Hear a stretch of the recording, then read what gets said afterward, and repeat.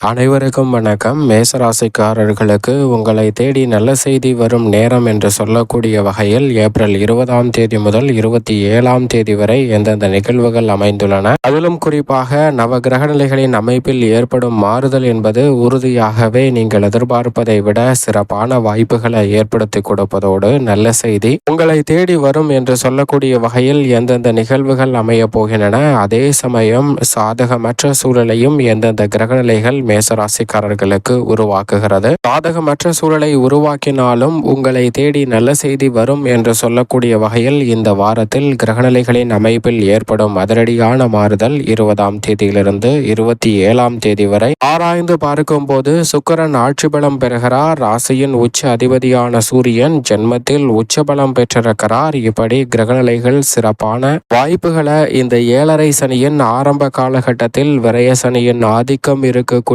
வேளையில் ஏற்படுத்துவதால் நீங்கள் எதிர்பார்ப்பதை விட உறுதியாகவே நல்ல செய்தி உங்களை தேடி வரும் அற்புதமான தருணமாக இந்த வேலையை மாற்றி கொடுக்கிறது. ராசியின் உச்ச அதிபதியாக இருக்கக்கூடிய சூரியன் ஜென்மத்தில் உச்சம் பெற்றிருக்கிறார். சூரியன் விரயத்தில் இருப்பதை விட விரயத்திலிருந்து விலகி ஜென்ம ராசியில் உச்சபலம் பெற்று வலம் வருகிறாருங்க. எனவே இந்த தருணத்தில் ஆளுமையும் அதிகாரமும் கொண்ட வாய்ப்புகளுக்கு கடுமையான போட்டிகள் அதீதமாக ஏற்படக்கூடிய ஒரு தருணமாக பார்க்கப்படுகிறது.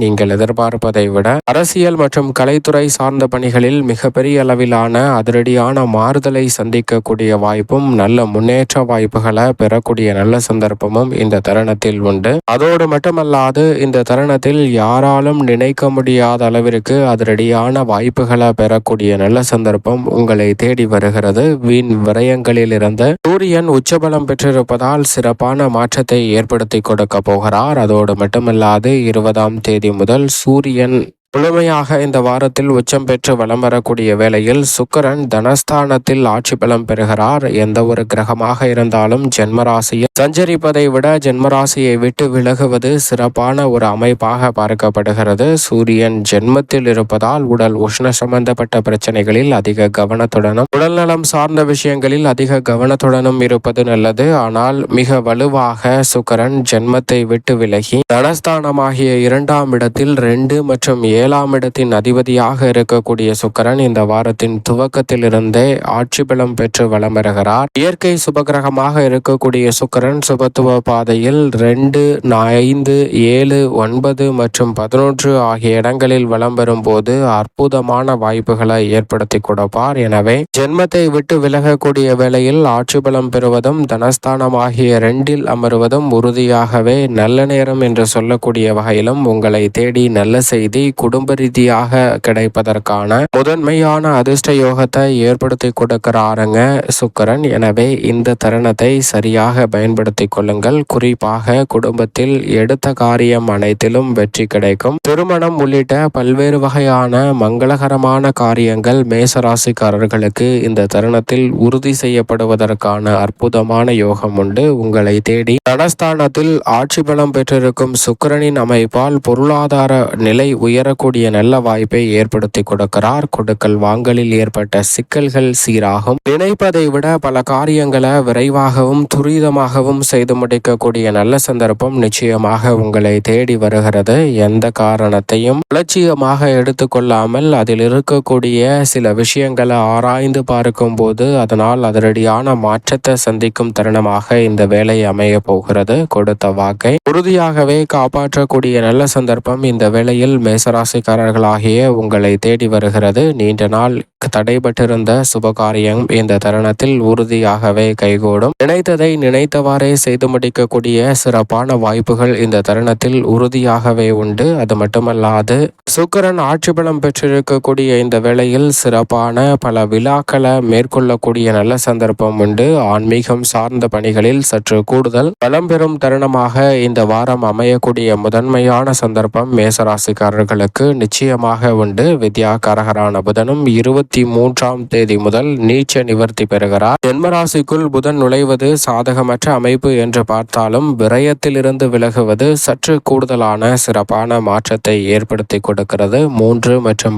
6ஆம் இடத்தின் அதிபதியாக இருக்கக்கூடிய புதன் 12ஆம் இடமான விரயஸ்தானத்தில் நீச்சம் பெற்று வலம் வருவதை விட நீச்ச நிவர்த்தி பெற்று பலம் பொருந்திய அமைப்பிற்கு மாறி ஜென்மராசிக்குள் நுழைந்து ராசியின் உச்ச அதிபதியான சூரியனுடன் இணைந்து புத ஆதித்ய யோகத்தை ஏற்படுத்தி கொடுக்கக்கூடிய இந்த தருணம் என்பது பொற்காலம் என்று சொல்லக்கூடிய வகையில் நினைத்த காரியங்களை நினைத்த உடனே செய்து முடிக்கக்கூடிய நல்ல சந்தர்ப்பம் நிச்சயமாக கிடைக்க இருக்கிறது. எந்த துறையில் ஈடுபட்டாலும் அந்த துறை ரீதியான வளர்ச்சியையும் முன்னேற்ற வாய்ப்பையும் உறுதியாகவே சந்திக்கக்கூடிய நல்ல சந்தர்ப்பம் மேசராசிக்காரர்களுக்கு இந்த தருணத்தில் உறுதியாக கிடைக்க இருக்கிறது. அதோடு மட்டுமல்லாது இந்த தருணத்தில் உங்களுடைய சிந்தனையில் இருக்கக்கூடிய திட்டங்கள் அனைத்தும் கைகூடுவதற்கான நல்ல சந்தர்ப்பம் உறுதியாகவே கிடைக்க இருக்கிறது. பெரிய அளவிலான முயற்சிகளை இந்த தருணத்தில் மேற்கொள்வதோடு நல்ல செய்தி உங்களை தேடி வரும் அற்புதமான தருணமாக மாற்றி கொடுக்கிறாருங்க. குரு பகவான் மிக வலுவாக தைரிய ஸ்தானத்தில் விளம்பருகிறார். துணிச்சலும் தைரியமும்